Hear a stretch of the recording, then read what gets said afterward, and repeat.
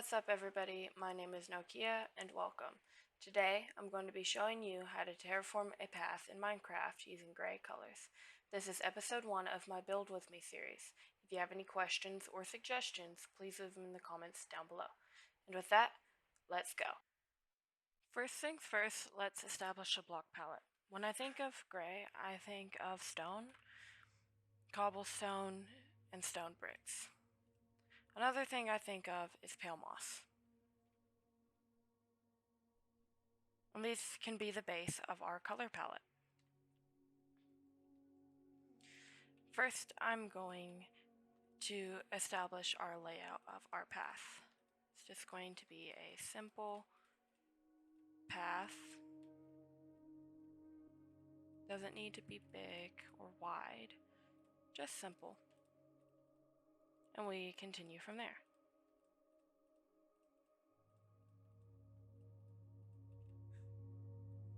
Pale moss is going to act as our canvas or base color, and we can build off of it from there.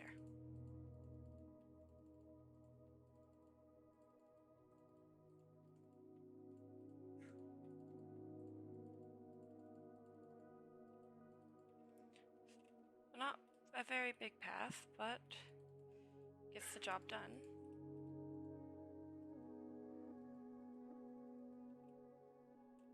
Like that. If you're going to make a path in your world, it'll probably go around structures like mountains and connect things that you want to bring or draw your eye to. But in this case, I'm just showing you some simple ways. If we look at our palette, here's our base color. This is a lighter, lighter, and lighter. This would be our darkest.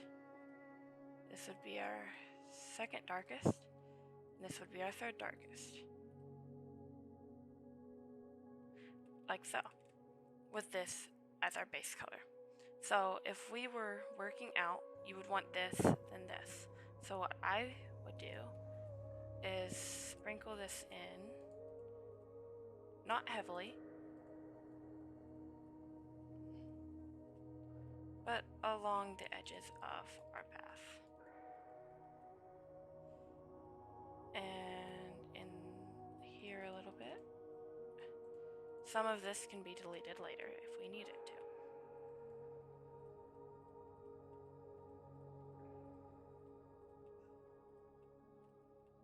Like I said, our pale moss is just our canvas, and it is most likely not going to have much of it when we finish our build. If you look at that, that's already starting to look much more eye-catching. Then we would go to our slightly lighter, which would be here, our stone. We can move that in here, sprinkle it along in here.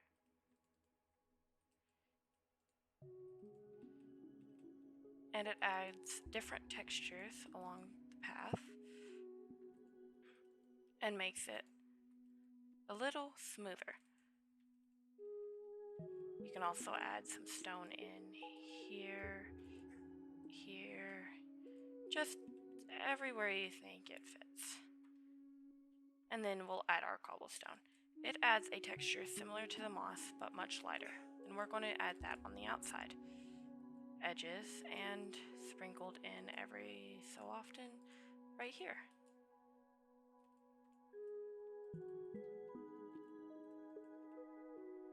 As you can see, our path has become a lot more interesting with just a few blocks being replaced around it and on it.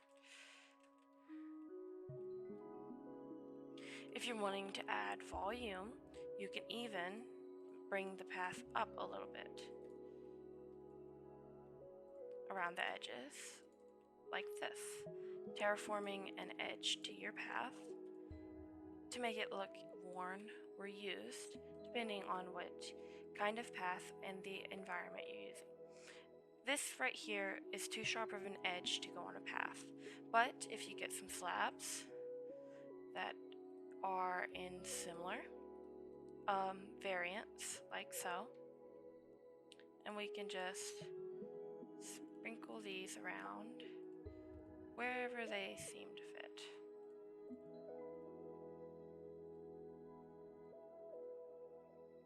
And coming back over here, that path has gotten 10 times better with just a few more blocks added.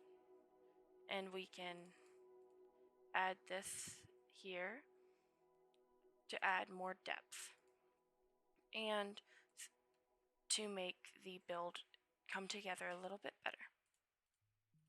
You can also place in some slabs here for depth, and if you wanted to, you can also use stairs.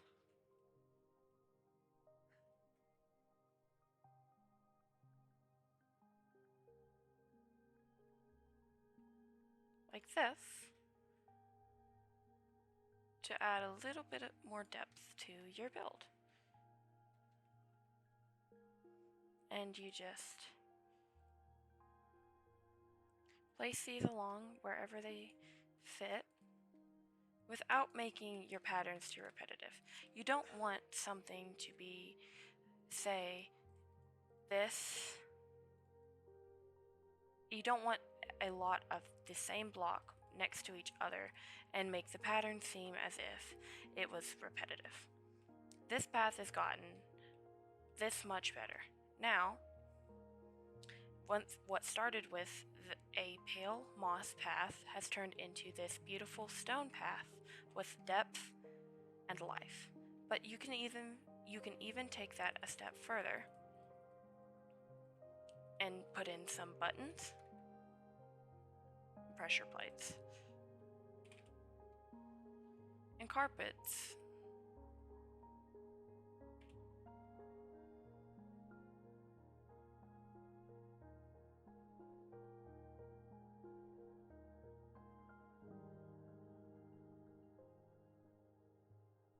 Like so. This just adds a little bit of depth and life to your build that you wouldn't see all the time in a lot of builds that are a lot less detailed. It might cost more in survival worlds, but in the end, the outcome is a lot better. And a few pressure plates and carpets.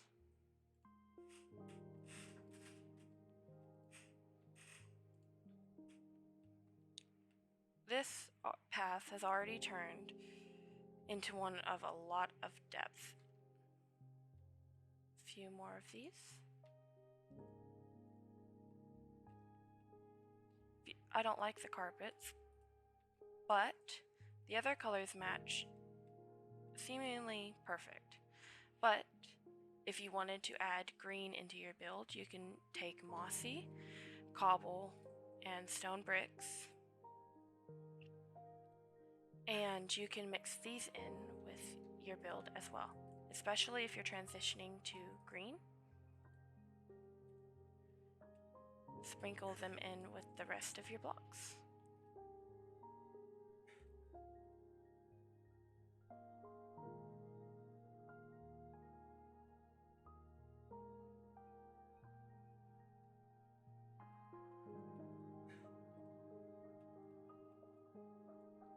Like this.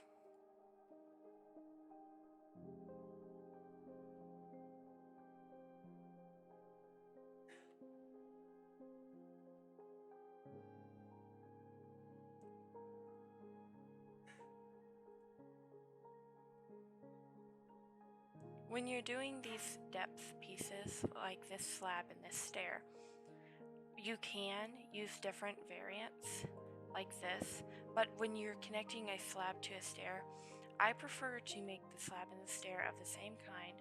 That way it matches up in a way that it looks like it belongs, just a little bit more.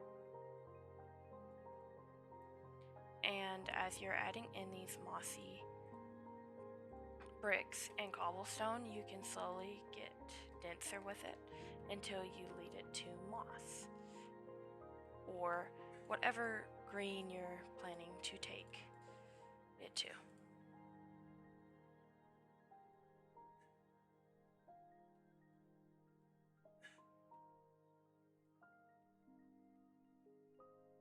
Until eventually you can go straight into grass, pale moss again, or moss.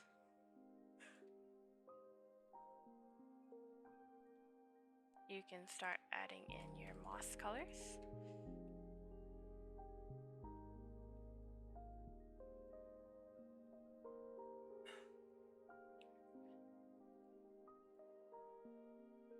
And still sprinkle in just a few of these non-mossy blocks. But around the bright green moss, I would have some more mossy blocks just so it doesn't seem so sharp of an edge. And already you've transitioned nearly perfectly to moss.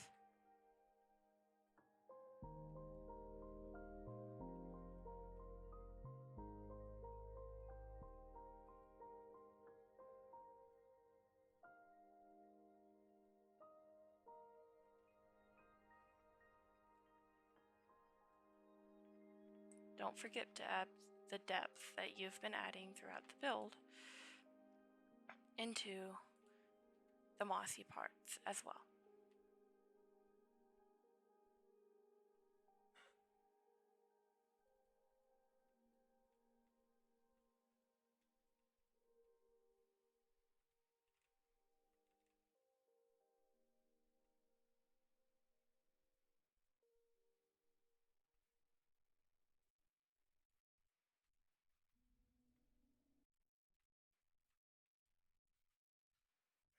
And just like that, you have a path that looks worn and used that can also transition into moss or grass depending on what you prefer. And with that, I would like to say thank you all for watching. If you liked this video, please subscribe and leave a like. I hope you have a wonderful day, and I'll see you in the next Build With Me episode. Goodbye.